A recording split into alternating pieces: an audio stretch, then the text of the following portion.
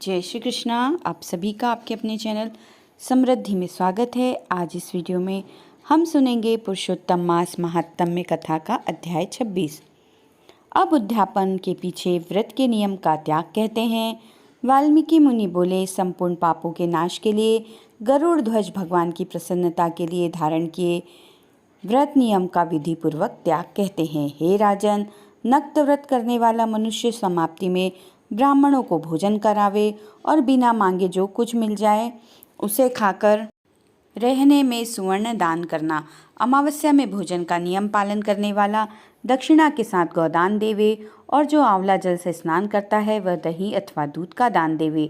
हे राजन, फलों का नियम किया है तो फलों का दान करे। तेल का नियम किया है अर्थात तेल छोड़ा है तो समाप्ति में घृत दान करें और घृत का नियम किया है तो दूध का दान करें। हे राजन, धान्यों के नियम में गेहूं और शाली चावल का दान करें। हे राजन, यदि पृथ्वी में शयन का नियम किया है तो रुई भरे हुए गद्दे और चांदनी के सहित अपने को सुख देने वाले तकिया आदि रख कर शैया का दान करें। वह मनुष्य भगवान को प्रिय होता है जो मनुष्य पत्र में भोजन करता है, वह ब्राह्मणों को भोजन करावे। घृत चीनी का दान करें। मौन व्रत में सुवर्ण के सहित घंटा और तिलों का दान करे। सपत्नीक ब्राह्मण को घृत युक्त पदार्थ से भोजन करावे। हे राजन, नख तथा केशों को धारण करने वाला बुद्धिमान दर्पण का दान करे। जूता का त्याग किया है तो जूते का दान करें। लवण के त्याग में अनेक प्रकार के रसों का दान करें। दीप त्याग किया है तो पात्र सहित दीपक का दान करें। जो मनुष्य अधिक मास में भक्ति से नियमों का पालन करता है वह सर्वदा वैकुंठ में निवास करता है। तांबे के पात्र में घृत और सुवर्ण की बत्ती रखकर दीपक का दान करें। व्रत की पूर्ति के लिए पल मात्र का ही दान देवे। एकांत में वास करने वाला 8 घटों का दान करे। वे घट सुवर्ण के हो या मिट्टी के, उनको वस्त्र और सुवर्ण के टुकड़ों के सहित देवे। और मास के अंत में छाता जूता के साथ 30 मोदक का दान करें और भार ढोने में समर्थ बैल का दान करें। इन वस्तुओं के ना मिलने पर अथवा यथोक्त करने में असमर्थ होने पर, हे राजन, संपूर्ण व्रतों को सिद्धि को देने वाला ब्राह्मणों का वचन कहा गया है, अर्थात ब्राह्मण से सुफल के मिलने पर व्रत पूर्ण हो जाता है। जो मलमास में एक अन्न का सेवन करता है वह चतुर्भुज होकर परम गति को पाता है। इस श्लोक में एक अन्न से बढ़कर दूसरा कुछ भी पवित्र नहीं है। एक अन्न के सेवन से मुनि लोग सिद्ध होकर परम मोक्ष को प्राप्त हो गए। अधिक मास में जो मनुष्य रात्रि में भोजन करता है वह राजा होता है। वह मनुष्य संपूर्ण कामनाओं को प्राप्त करता है, इसमें जरा भी संदेह नहीं है। देवता लोग दिन के पूर्वाह्न में भोजन करते हैं और मुनि लोग मध्याह्न में भोजन करते हैं। अपराह्न में पितृगण भोजन करते हैं, इसलिए अपने लिए भोजन का समय चतुर्थ प्रहर कहा गया है। हे नराधीप, जो सब बेला को अतिक्रमण कर चतुर्थ प्रहर में भोजन करता है, हे जनाधीप, उसके ब्रह्म हत्यादि पाप नाश हो जाते हैं। हे महिपाल, रात्रि में भोजन करने वाला समस्त पुण्यों से अधिक पुण्य फल का भागी होता है और वह मनुष्य प्रतिदिन अश्वमेध यज्ञ के करने का फल प्राप्त करता है। भगवान के प्रिय पुरुषोत्तम मास में उड़द का त्याग करें।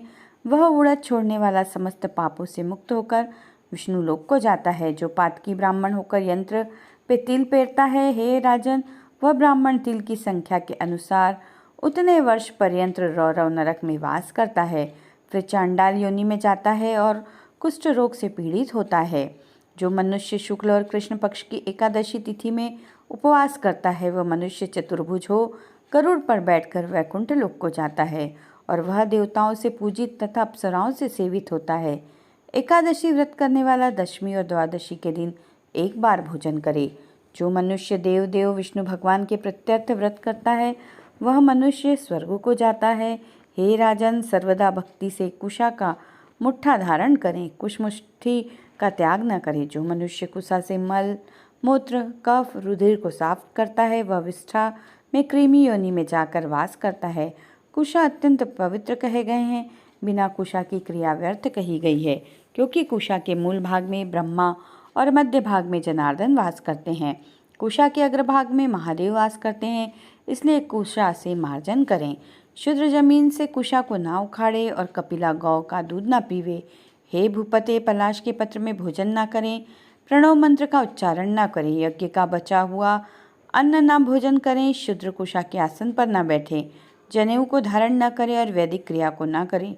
यदि विधि का त्याग कर मनमाना काम करता है तो वह शूद्र अपने पितरों के सहित नरक में डूब जाता है। 14 इंद्र तक नरक में पड़ा रहता है, फिर मुर्गा, सूकर, बानर योनि को जाता है। इसलिए शूद्र हमेशा प्रणव का त्याग करे। हे भूमि, शूद्र ब्राह्मणों के नमस्कार करने से नष्ट हो जाता है।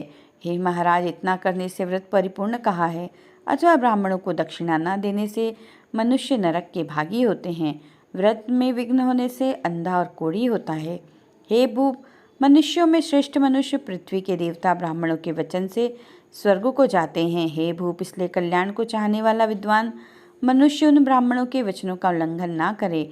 यह मैंने उत्तम कल्याण को करने वाला, पापों का नाशक, उत्तम फल को देने वाला, माधव भगवान को प्रसन्न करने वाला, मन को प्रसन्न करने वाला धर्म का रहस्य कहा। इसका नित्य पाठ करें। हे राजन, जो इसको हमेशा सुनता है अथवा पढ़ता है वह उत्तम लोक को जाता है। यहाँ पर योगेश्वर हरि भगवान वास करते हैं। इति श्री बृहन्नारदी पुराणे पुरुषोत्तम मास महात्म्ये षड्विंशो अध्याय। बोलिए पुरुषोत्तम भगवान की जय, विष्णु भगवान की जय। वीडियो अच्छा लगे तो प्लीज़ इसे लाइक करें, फ्रेंड्स और फैमिली में शेयर करें और चैनल पर यदि नए हैं तो प्लीज़ चैनल को सब्सक्राइब करें। मिलेंगे अगले वीडियो में, तब तक के लिए जय श्री कृष्णा, राधे राधे।